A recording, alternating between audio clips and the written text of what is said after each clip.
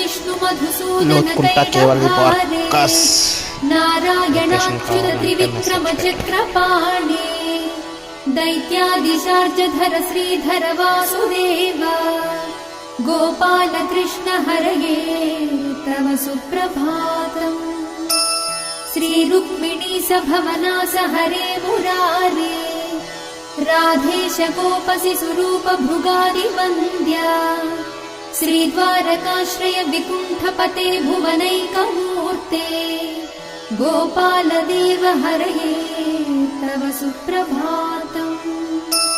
मीनाकृते कमठरूप वराहमूर्ते त्रैविक्रमाय नृहरे भृगु राम राम श्रीराम कृष्ण यदुनन्दन कल्किरूप गोपाल कृष्ण हरये तव सुप्रभातम्।